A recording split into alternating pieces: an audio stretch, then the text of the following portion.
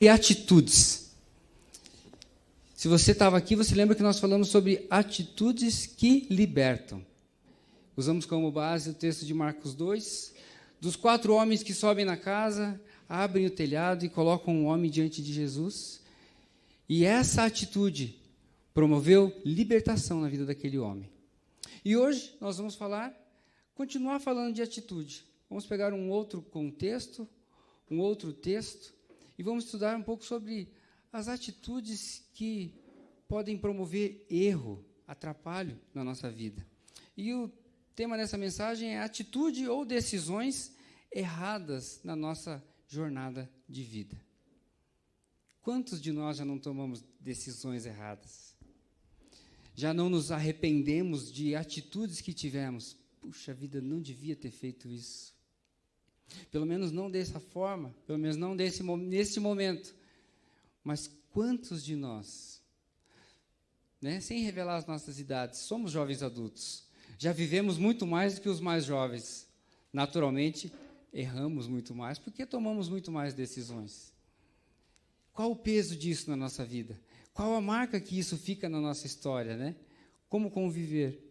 Mas o que a Bíblia pode nos ensinar para que a gente erre menos? Ou para que a gente não cometa determinados erros na nossa vida? E nessa noite a gente vai tentar falar um pouco sobre isso. Atitudes erradas na nossa jornada de vida.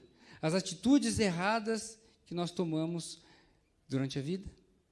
E a intenção hoje aqui é promover aqui o evitamento. Eu e as minhas palavras inventadas. Promover que a gente não cometa os mesmos erros da história que nós vamos ler. Durante a nossa vida, tomamos muitas decisões, que em nossas concepções estão sempre certas, obviamente. Alguns a gente toma, assim, inseguros, mas a gente está certo na nossa insegurança. Depois é que a gente vai perceber os resultados e até onde aquelas decisões foram tomadas equivocadamente. Alguns problemas são imediatos, outros só aparecem com o tempo. Em uma tomada de decisão, faz-se necessário uma boa análise de todas as circunstâncias, de todas as situações apresentadas, a fim de que a mesma seja efetuada com uma certa segurança.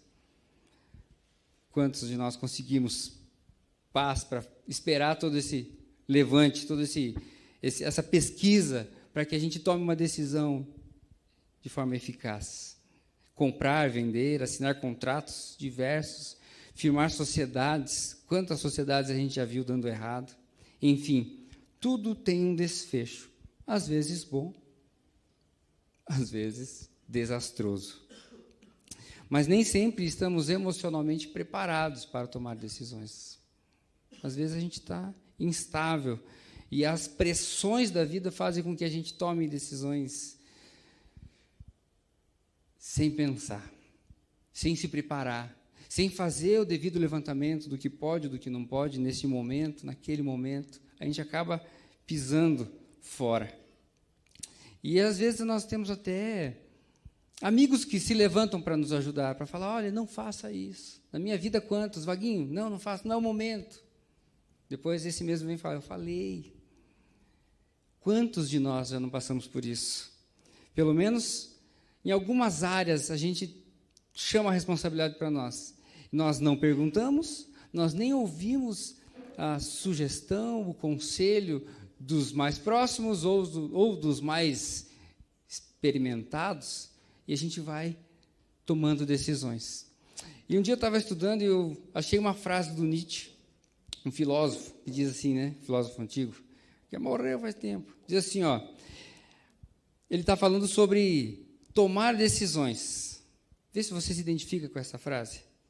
Uma vez tomada a decisão de não dar ouvidos, mesmo aos contra-argumentos, isso é um sinal de que você é forte, que tem um caráter forte. Mas também uma ocasional vontade de ser estúpido. Irmão Nietzsche que disse isso. Será que você se identifica com essa afirmação desse filósofo? Quantos de nós já não paramos para ouvir alguém e depois o resultado foi total estupidez que a gente fez, que nós cometemos, e que foi passado ao longo do tempo e a gente teve que carregar aquilo. Ou seja, todas as vezes que deixamos de dar ouvidos a alguém, estamos assumindo um papel totalmente protagonista e solitário da culpa, do erro e das respectivas consequências das decisões que a gente toma. Partindo dessa ideia, eu quero falar um pouco com vocês a respeito da vida de Saul. Saul, ele cometeu vários erros durante a sua vida, durante o seu reinado. E nessa noite eu quero falar apenas 3. Se a gente for procurar, tem muito mais. Mas apenas 3 que sirvam como lição para nós, como um aprendizado, como um sinal. Olha, estes erros, evitem cometer. Não cometam, para que você talvez não tenha o mesmo fim daquele que os cometeu lá naquele tempo. E eu vou pedir para você abrir a sua Bíblia em 1 Samuel, capítulo 8.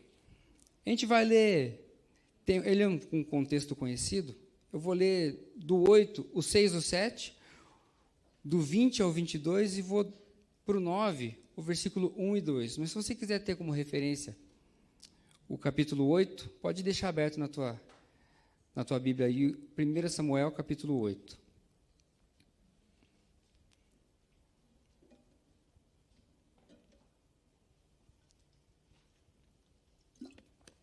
Nesse contexto que a gente está falando aqui, o povo clamava por um rei.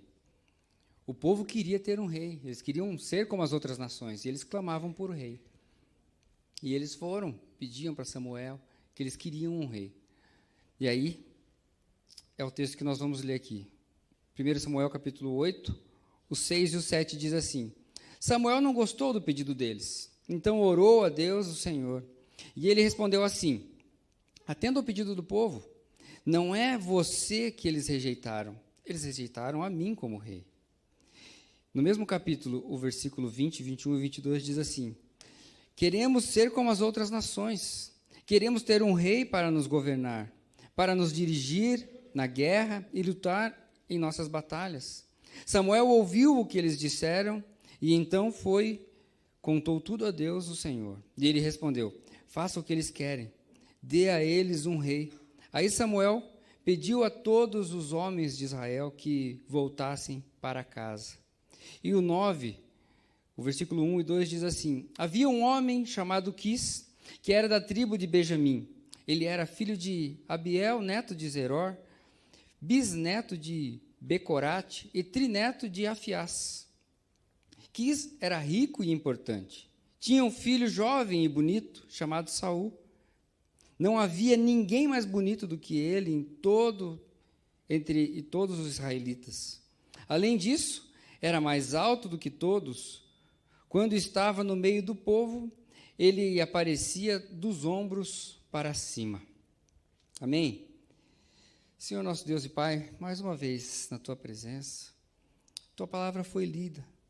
E nesse tempo onde nós vamos estudar, ó Pai, a Tua palavra, é o desejo do meu coração que ela permaneça sendo a Tua palavra, viva, eficaz, real, e que em nossos corações ela possa promover mudanças.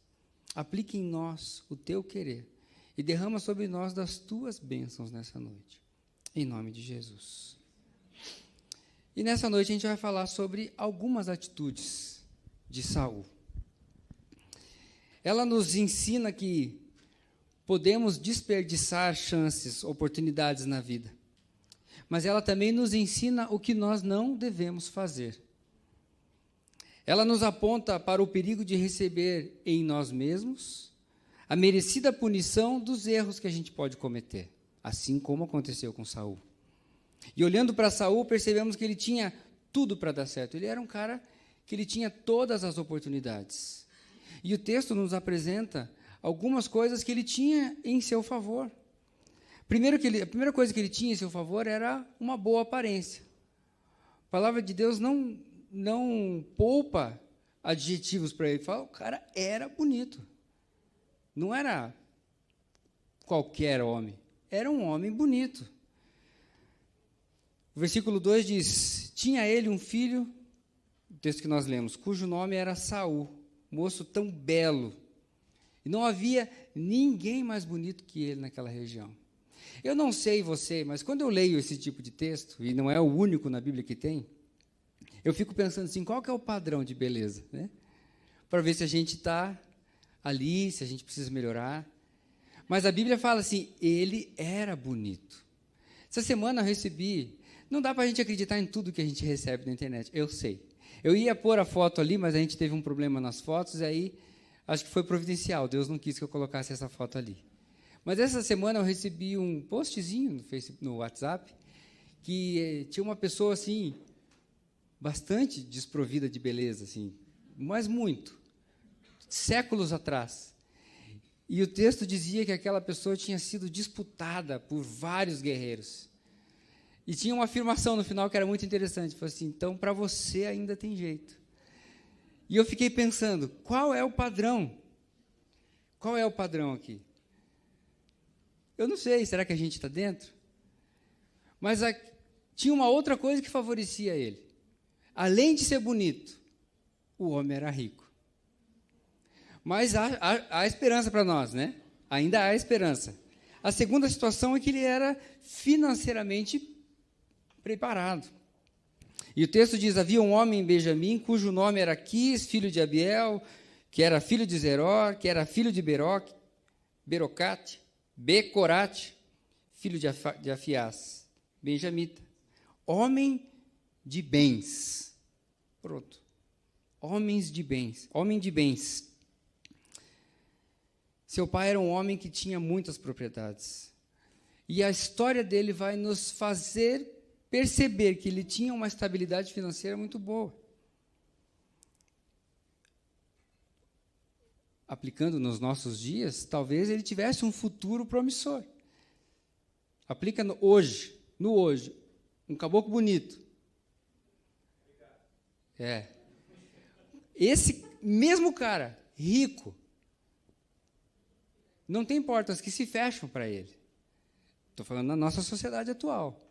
Talvez lá, também não fosse diferente. Se ele fizesse tudo certinho, talvez as coisas tivessem dado certo na vida dele. Talvez o final dele tivesse sido outro. E talvez nós hoje estaríamos falando de uma outra pessoa, e não dele. Como eu gosto de imaginar as coisas. Talvez isso só aconteceu para que hoje eu e você pudéssemos, aqui em poucos minutos, aprender o que nós não devemos fazer. Porque todas as coisas cooperam para o bem daqueles que amam a Deus, diz a palavra de Deus em Romanos 8, 28. E nada acontece na nossa vida sem que seja propósito do Senhor. Então, talvez isso só esteja registrado aqui, talvez só aconteceu isso com esse homem, para que hoje eu e você tivéssemos a oportunidade de, puxa vida, essas coisas eu não posso fazer. Por mais que eu queira, eu não posso. Porque o final de Saul, talvez alguns conheçam, não é dos melhores, pelo contrário, é bem ruinzinho. Mas ele teve atitudes que promoveram isso. As atitudes que ele tomou durante a sua vida o apontaram para essa direção. E ele assim foi. Pensando nessas categorias, Saul tivesse grandes oportunidades lá naquele tempo. Ele era bonito e ele era rico. Mas a gente vai ver algumas das decisões equivocadas que ele tomou na vida dele. Como eu disse, dentre as tantas, a primeira que a gente vai falar aqui foi a forma impaciente que ele viveu. A impaciência dele começou a abrir espaços no seu coração para que ele tivesse uma vida que desagradava o coração de Deus. Viver uma vida que abria brechas. Começou a viver coisas erradas dentro do seu coração. Talvez não nessa ordem, mas a impaciência foi um grande direcionador na vida dele, que levou ele até onde ele foi. E a impaciência, e eu coloquei como título, a impaciência foi uma manobra errada na sua vida, como se estivesse caminhando, como se você estivesse dirigindo o carro, você faz uma manobra errada, e isso vai te levar para um caminho errado. Não é bom ficar em filas, né? Não é bom ficar no trânsito. Uma vez eu estava indo para, acho que São Paulo, não lembro. Estava trabalhando e eu peguei um congestionamento. Sou meio ruim, né, de BR. Para ir para São Paulo, passa pela Serra do Cadeado? Não. Então eu estava indo para outro lugar. Cafezal. Que no Cafezal tinha um cadeado, entendeu? E tinha tombou. Essa foi ruim, né? Tombou um caminhão e pegou fogo e tal. E estava eu mais um colega de trabalho, e paramos no meio da BR. E ficamos ali 4 horas. Nós dormimos dentro do carro. Acordamos e o carro ainda estava parado. A gente tinha compromisso com o horário, né? E aquilo foi uma coisa que marcou a minha vida. Naquele dia, um monte de coisa errada. Mas aquelas 4 horas eu fiquei parado na BR, marcaram. Mas ficar em fila de banco, fila de mercado, feriado, né? A pessoa quer viajar, vai no mercado com todo mundo, está todo mundo lá.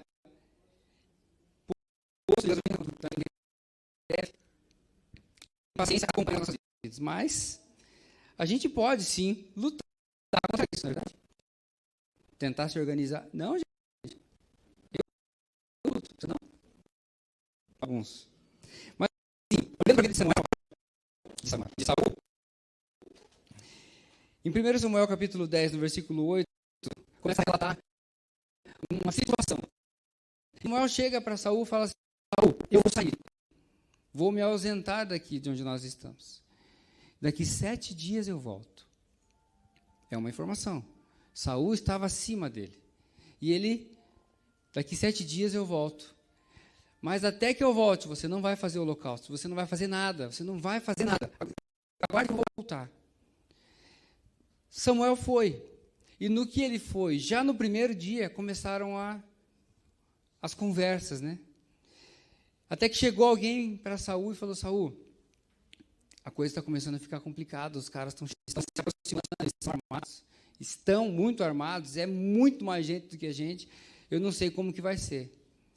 E eu fico imaginando o coração de Saul. O que eu faço? O que eu faço? Como diz os antigos, a recém fui colocado aqui, né, ungido pelo Senhor, e agora estou aqui nessa situação. Mas ele tinha com ele uma palavra de Samuel: não faça nada. Daqui 7 dias eu volto. Daqui 7 dias eu volto. Passou um dia, e os dias foram passando, e as coisas foram ficando mais complicadas. Alguns dos soldados, algumas das pessoas que ele tinha ali, que iam ajudar ele naquela batalha, começaram a fugir, começaram a voltar para casa. E Saul se viu num momento desesperador. Chegou o momento dele falar assim: Saul, onde está você? Samuel, onde está você? Que não volta, se viu sozinho. Ele não estava confiando na palavra do homem de Deus. Ele não estava confiando na palavra que o homem de Deus tinha dado a ele. O homem de Deus falou: não faça nada, eu volto em 7 dias. Mas a impaciência tomou conta do seu coração.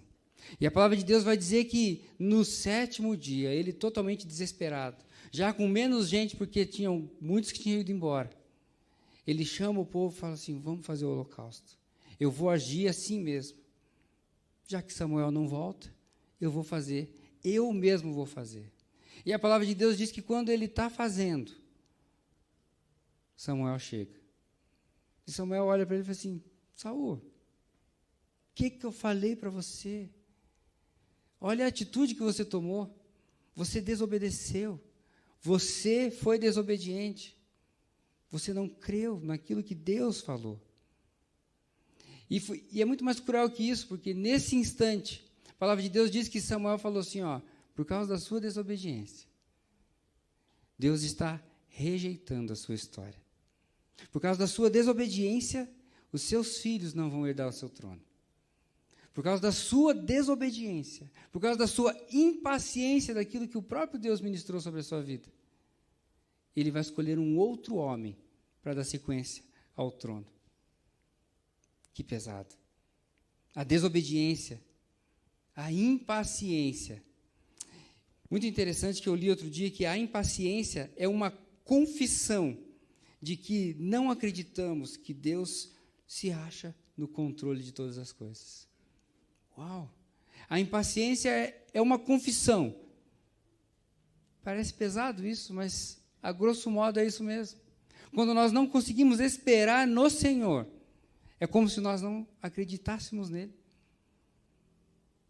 Impaciência é isso. Às vezes somos tentados a agir por nós mesmos, mesmo que o sinal de Deus seja ou esteja vermelho para nós. Deus fala, não vá.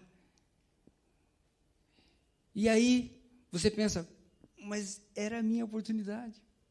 Deus fala, não avança. Mas a idade está chegando, eu preciso fazer. O mercado de trabalho não espera. Deus fala, não é para ir. E você fala, mas eu preciso disso. E quantas vezes a gente, pela nossa impaciência e pela nossa incredulidade, a gente avança os sinais vermelhos. Assim como Saul fez. A palavra de Deus, Saul, não faça nada. E Saul fez. E por causa da desobediência, ele foi rejeitado. Teve a sua história e a sua família rejeitadas diante do Senhor. Que pesado. E Samuel fala, repreende ele, ainda chama ele de tolo. Fala, puxa vida. Achava que você era mais esperto, talvez ele tivesse falado. Confie mais no Senhor. Não seja impaciente, não viva dessa forma. Mas ele foi rejeitado. Segunda atitude que ele teve, é uma atitude que também nos aflige. Nós também sofremos deste sentimento que ele teve. E por muitas vezes agimos, talvez não igual, porque a partir disso ele tentou matar Davi. Mas esse sentimento acaba tomando conta do nosso coração. E quando toma conta do nosso coração, às vezes a gente não sabe nem o que faz. Mas a segunda atitude que ele fez teve ciúmes. A palavra de Deus diz que ele teve ciúmes. E eu entendo que o ciúmes foi mais uma atitude, ou mais uma manobra errada que ele trouxe para a vida dele. O texto de 1 Samuel, capítulo 18, vai dizer que era como se fosse, nas rádios da época, tinha uma música que se tornou famosa naquela época. Todo mundo cantava, as meninas cantavam, os homens cantavam, as mulheres cantavam, e aquilo começou a atormentar a vida de Saul. E da primeira vez que ele ouviu aquela música, ele já foi tomado de ciúmes. E a música que eles cantavam era Saul matou 1000, Davi matou 10.000. E o texto diz que eles cantavam isso pela cidade. É o contrário, né? Davi matou 10.000, Saul matou 1.000.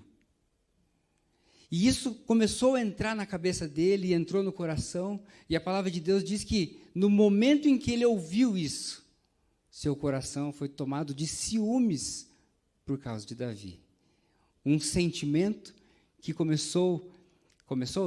que se somou a outros que ele já tinha, para que ele tivesse indo para o caminho sem volta.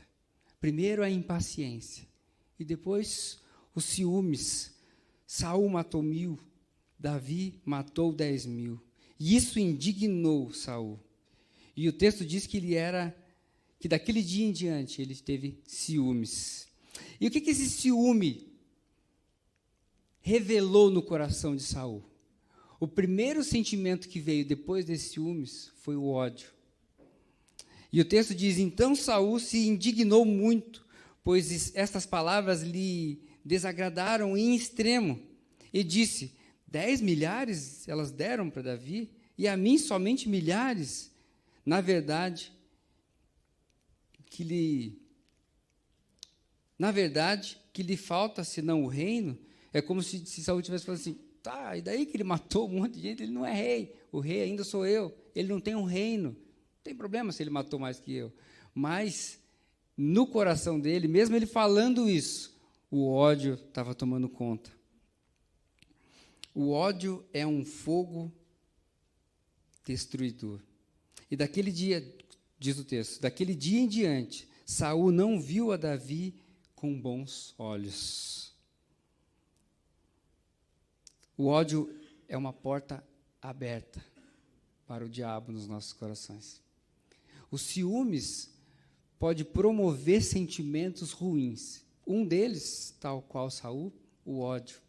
E Efésios 4, 26 e 27 diz: irai-vos e não pequeis, se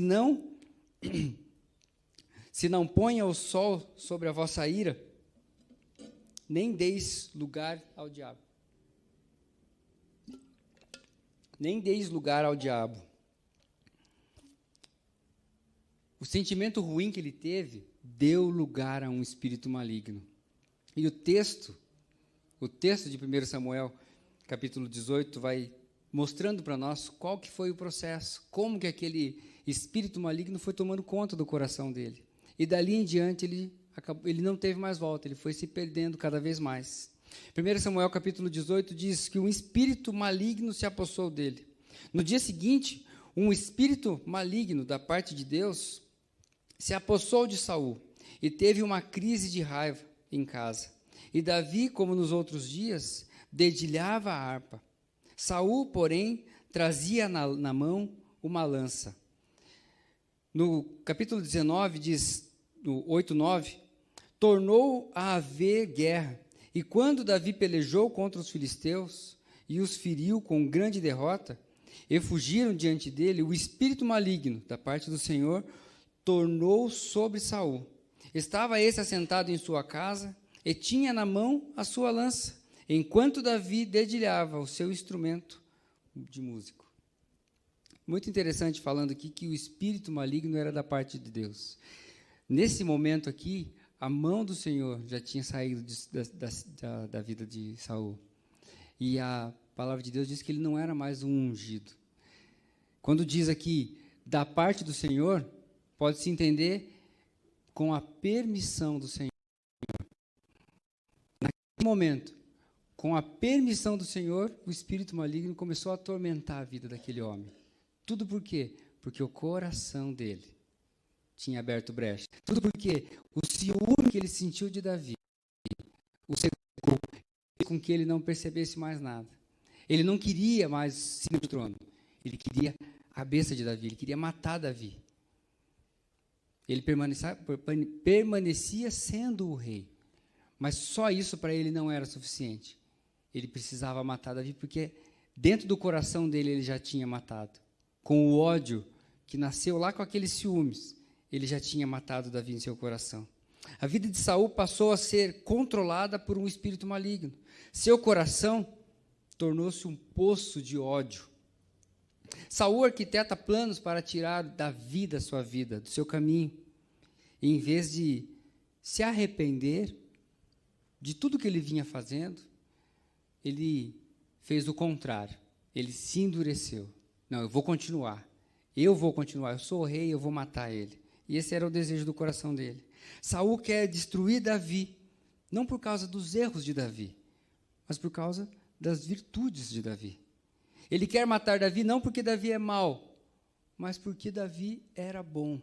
E a bondade de Davi incomodava o coração dele, porque no coração dele havia ciúmes, porque no coração dele só havia ódio. E era isso que ele enxergava.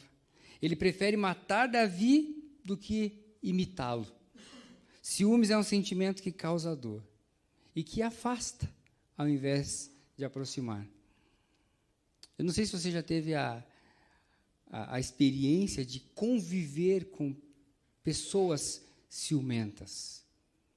Ciumentas em todos os sentidos, talvez num relacionamento amoroso, ou num relacionamento de pai e filho, ou num relacionamento de amizade. Eu já convivi com pessoas extremamente ciumentas. É terrível. Elas não afastam só a pessoa, elas afastam todas as pessoas. Isso causa mal, isso causa dor, isso causa rompimento até em famílias. Às vezes, já vi pessoas perder emprego por causa de ciúmes. Casamentos serem acabados, serem tristemente, né, encerrados por causa dos ciúmes. Famílias divididas. O ciúme só causa dor. E essa história vai mostrar isso para a gente também. O ciúmes levou alguém à morte. O ciúmes levou alguém a ser afastado daquilo que Deus tinha sonhado. Porque Deus não ungiu aquele homem para matá-lo depois. Ele perdeu porque ele se corrompeu. Ele perdeu a bênção do Senhor por causa das suas atitudes, por causa das manobras que ele fez em sua vida. E o terceiro sentimento, terceira atitude que a gente vai falar nessa noite é: ele resolveu se aconselhar com pessoas erradas. Quem não? Saul fez isso. Num momento de desespero do seu reinado, da sua vida, Samuel já tinha morrido e ele tinha perdido a oportunidade de ouvir tudo que aquele homem de Deus tinha para dizer para ele. E depois que esse homem morre, ele, num momento de desespero, vai procurar alguém que pudesse falar por aquele que já morreu. Não buscou a Deus através do profeta Samuel em vida, agora queria buscar Samuel através da feitiçaria. Ele mesmo tinha expulsado os feiticeiros da cidade, daquele lugar, e depois ele acabou trazendo aquilo para a vida dele. Nesse contexto da vida de Samuel, a gente precisa estar muito atento a essa postura dele aqui. Dentre tantas outras histórias que podem nos ensinar coisas semelhantes, muitas vezes nós caminhamos com Jesus. Mas o tempo vai passando,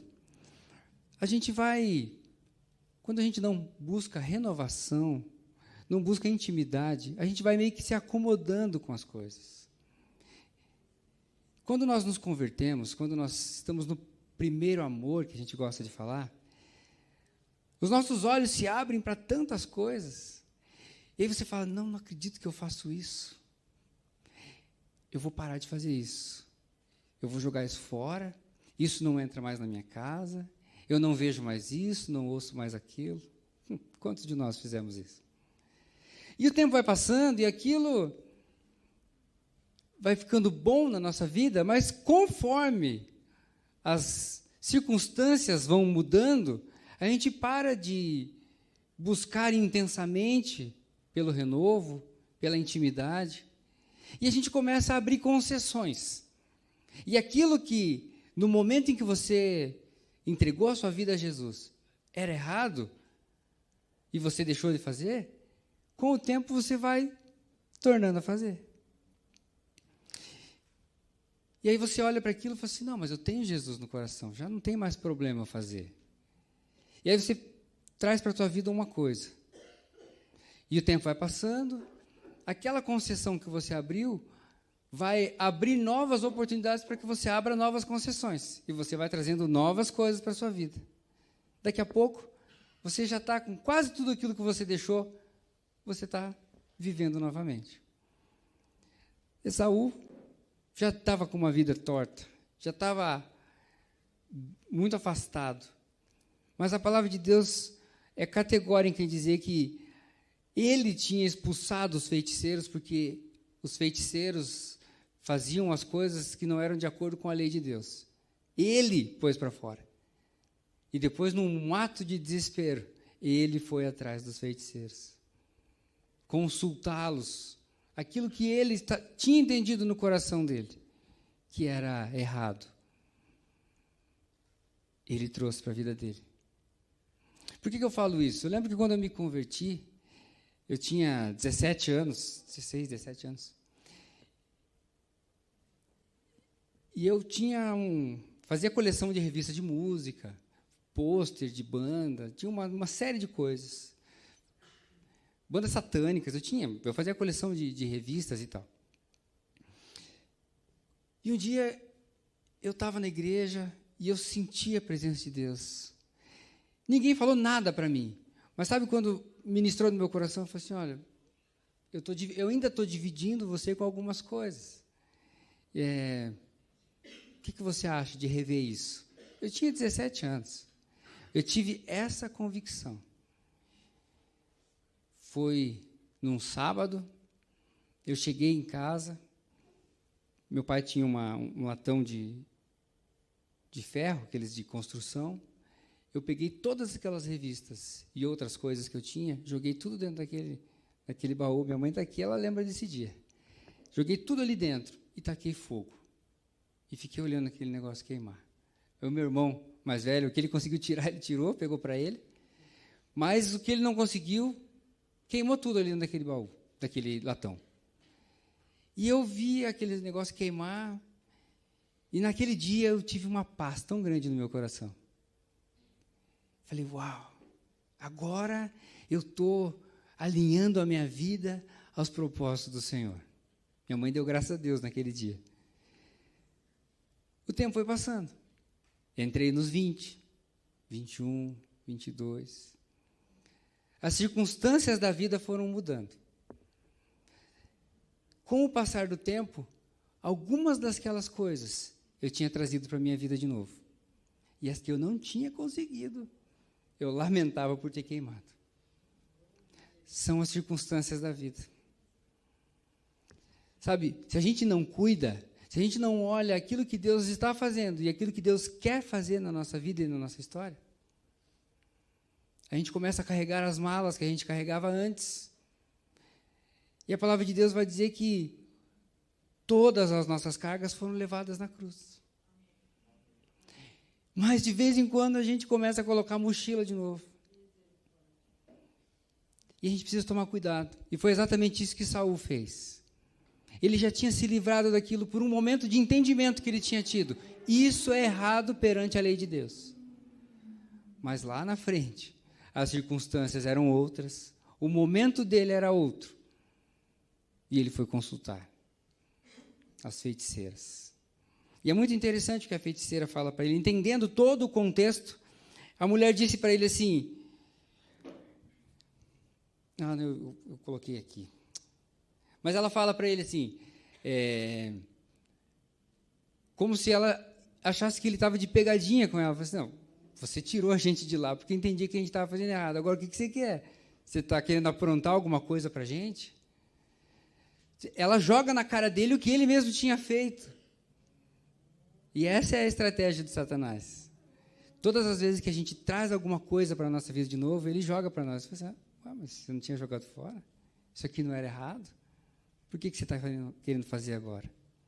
Mas quando ele está na frente dessa mulher, a mulher pergunta, o que você quer que eu faça? E ele fala assim, manda subir Samuel. Preciso falar com ele. E Samuel e Saul se tornam um homem incoerente. Ele busca o que ele mesmo combateu. Ele busca o que ele mesmo tinha combatido. Ele começa a viver uma incoerência. Como homem de Deus que ele ainda se colocava, ele vivia a incoerência. Saul caiu nos próprios laços do seu pecado. Ele mesmo armou. Ele mesmo arquitetou tudo e ele foi caindo por causa das suas atitudes, por causa do seu sentimento. A sua vida foi sendo direcionada para o fim que ele teve. Ele mesmo foi refém, foi vítima dos seus próprios erros, dos seus pecados. Provérbios 29:1 diz: quem é repreendido muitas vezes e teima em não se corrigir, cairá de repente na desgraça e não poderá escapar. A Bíblia diz que as atitudes erradas tomadas por Saul fizeram com que a mão do Senhor saísse de sobre a sua vida. Consequentemente, o levaram à morte. Seu fim foi trágico, porque jamais se dispôs a arrepender-se. Em vez de voltar-se a Deus, sempre promovia manobras para se afastar de Deus, e as suas atitudes iam o levando para longe de Deus. E suas atitudes têm te levado para perto ou para longe da vontade de Deus? O que nós podemos aprender com essas 3 atitudes de Saul? E nós podemos aprender mais, se a gente for estudar a vida de Saul, ele cometeu muito mais erros. Mas esses 3 que nós pontuamos, o que nós podemos aprender? Como nós podemos aplicar isso em nossas vidas? Hoje nós teremos a ceia do Senhor, daqui a pouco. E o momento de celebração da ceia é um momento onde nós rememoramos a morte de Jesus. Mas é uma oportunidade ímpar de avaliar a nossa própria vida. Será que o que nós temos feito tem agradado o coração de Deus?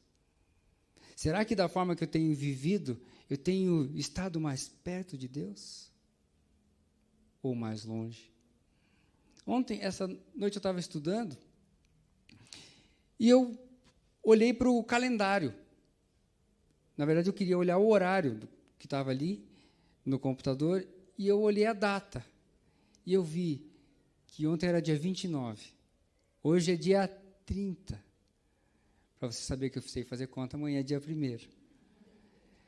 E eu pensei, já foi um semestre. Já foi meio ano.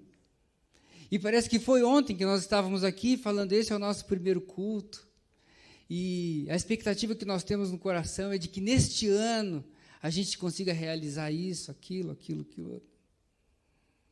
Já se passaram 6 meses.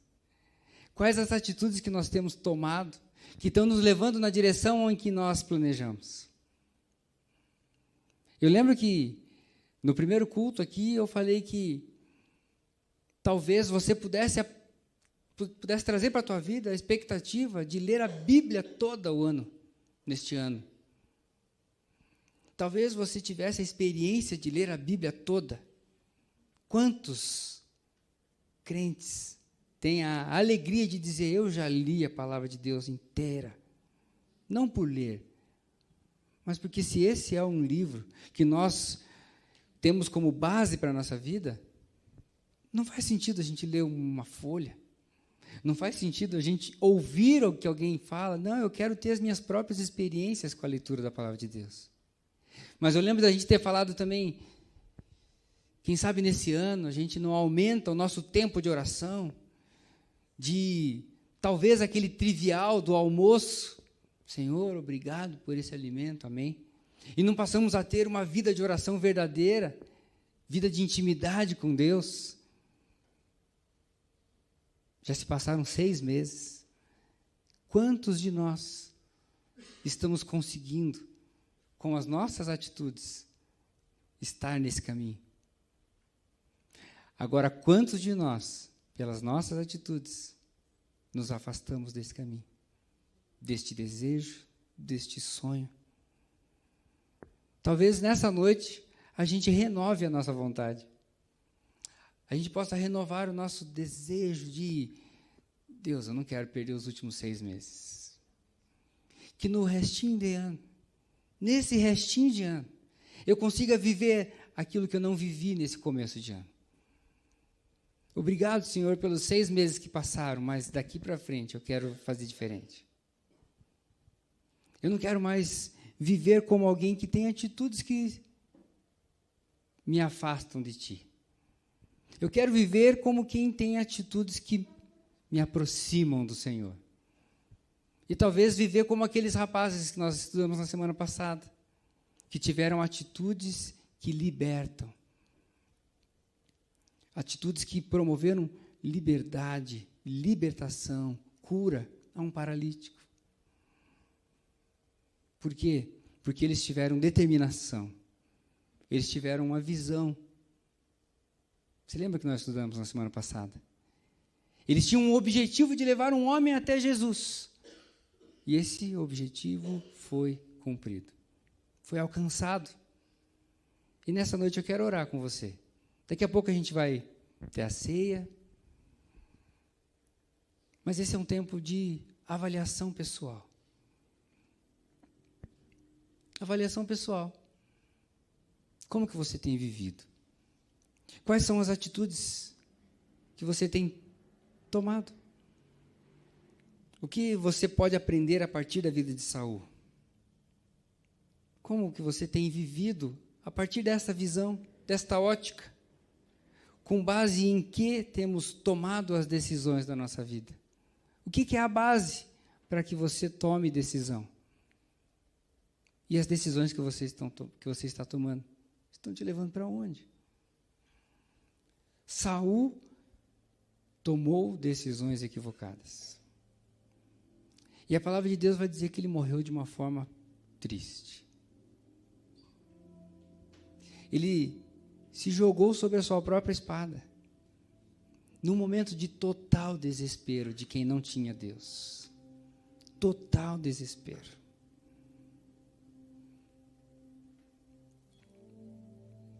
Será que eu e você temos buscado a presença de Deus na nossa vida? Ou será que a impaciência é maior, a impaciência é mais forte? Será que a impaciência faz com que você não olhe para a cruz, não olhe para Cristo, mas olhe para você, olhe para a sua história, para as suas vontades, para aquilo que você quer? Puxa vida, eu sonhei tanto, e agora Deus fala, espera, daqui 7 dias eu posso te dizer alguma coisa. Mas Deus, eu queria tanto agora. As pessoas estão indo embora, as coisas estão acontecendo, o tempo está passando, meu dinheiro está acabando. E Deus fala assim, não, espera mais um pouquinho, daqui a pouco eu falo, daqui a pouco eu revelo na sua vida. Não, Deus, eu preciso fazer. A partir da história de Saul, quando ele fez isso, Deus teve que rejeitar ele. Deus teve que tirar ele da história. Bom, esse aqui não vai mais ser o rei. Essa família não me representa mais. E a palavra de Deus diz que, fala assim, Ele está tirando você para que Ele coloque alguém do jeito que Ele quer.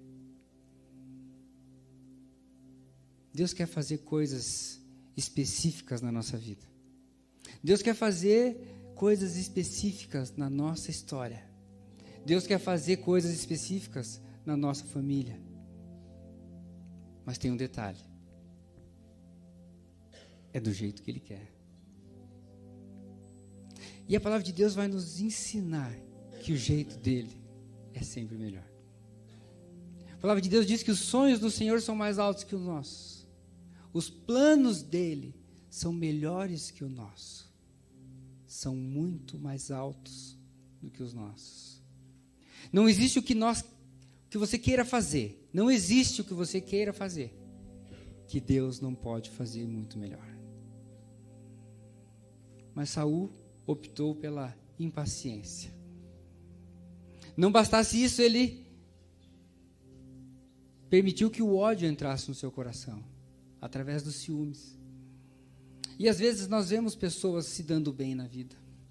Às vezes nós vemos o nosso irmão num bom emprego, com um carro melhor que o nosso, se vestindo melhor que a gente, casando. E a gente fala, não acredito. O ódio pode entrar no teu coração. Nesse contexto, a palavra de Deus vai dizer que o espírito maligno tomou conta daquele homem, porque ele não conseguiu olhar com os olhos de Deus. Ele olhou com seus próprios olhos, com um olho egoísta. Ele queria que aquelas pessoas estivessem cantando aquilo dele. Não, Davi matou só 1000. Quem matou 10.000 foi Saul. Isso é que ele gostaria de ter ouvido. Como foi o contrário? Como Davi recebeu todo o crédito, todos os louros da glória. Os ciúmes tomou conta do seu coração. E com os ciúmes, o ódio. E o ódio deu espaço à mão de Satanás, na vida e na história desse homem. E todas as vezes que nós abrimos brechas, nós deixamos de ouvir Deus e começamos a ouvir o mundo. Nós deixamos de ouvir as coisas que vão trazer bênção para a nossa vida. E passamos a ouvir as coisas que vão nos levar à perdição. Esse foi o trajeto de Saul. Tão logo ele parou de ouvir Deus, literalmente foi consultar espíritos malignos, ele morreu. Diz a palavra de Deus que ele foi ceifado. Mas como eu falei no começo, essas histórias talvez estejam registradas na Bíblia para que eu e você façamos diferentes. Para que eu e você pudéssemos aprender a não errar como ele errou. Talvez ter mais paciência. E paciência significa crer profundamente em Deus. Talvez amar o outro e se alegrar com o que o outro tem e vive, do que ter ciúmes. Porque o ciúmes pode abrir brechas.